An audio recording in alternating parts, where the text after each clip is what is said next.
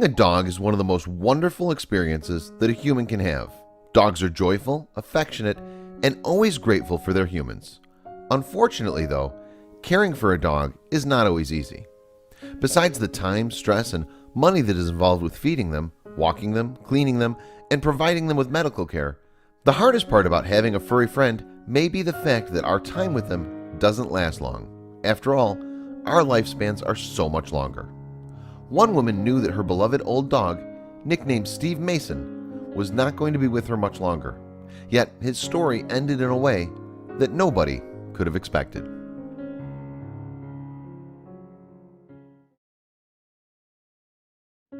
Imgur user said, "This is Steve Mason, the most incredible dog I have ever met and my best friend of the past 16 years.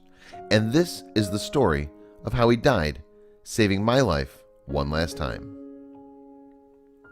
Steve Mason, Mason to his friends, was a husky Labrador Rottweiler mutt with insanely fluffy ears and markings on his face that made it look like he was always wearing Harry Potter specs.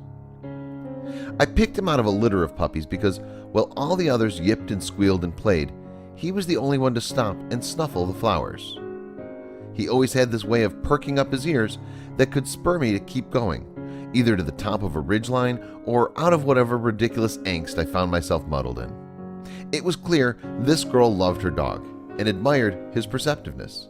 Little did she know that his sharp senses would come in handy and be fatal one day.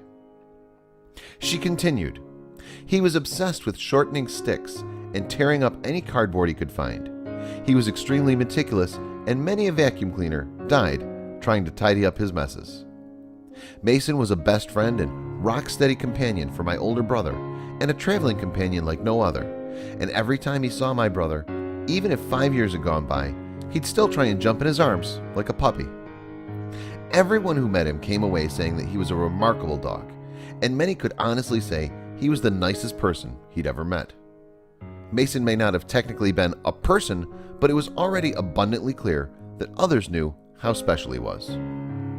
Over the past 2 years, he began to show his age. His hearing and much of his eyesight abandoned him, along with his sense of balance. Every dog owner dreads the day that this happens to their best friends, but they must come to terms with the fact that their pet's health will begin to decline eventually.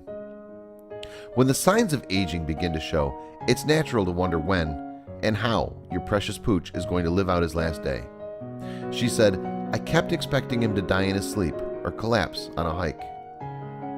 My worst fear was that he would grow so old and infirm that we'd have to put him down. I honestly didn't think I'd be able to go through what I've had to do for so many other dogs with him. He was far too special. He just seemed so old," she continued, "but he just kept on going, refusing to take it easy. He moved slower and couldn't go as far, but he never seemed to mind. This winter, I'd been sure to get as many adventures in with him as possible, knowing our days together might be numbered. On March 5th, he and I, along with my family's 3 younger dogs, took off for what was meant to be a quick hike around our property before I had to go to work. We were about a mile from home on our snowshoe trail when I noticed a figure following us about a quarter mile back.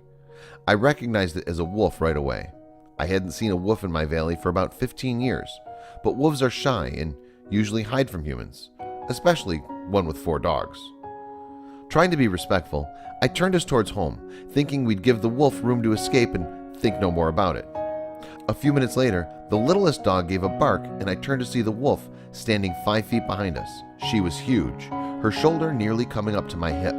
She looked scared but determined, and most of all, she looked hungry. We were in trouble. She attacked and we spent the next 20 minutes trying to fight her off. I was hitting her with my ski poles while the dogs nipped and tried to avoid her teeth. She was weak, but a good fighter. Mason and I ended up fighting side by side. The wolf kept staring me in the eyes, but it was clear she was after the dogs. She finally pinned the smallest dog and Mason lunged at her. Suddenly, my frail old man looked huge, bigger than I'd ever seen him before. He knocked her off the puppy, but she got Mason by the throat. It was over in a split second.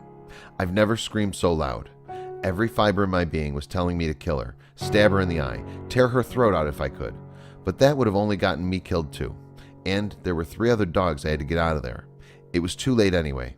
He was dead, and she was eating him. This is the wolf. This picture was taken the morning after by some guards in the nearby border station where she wandered past.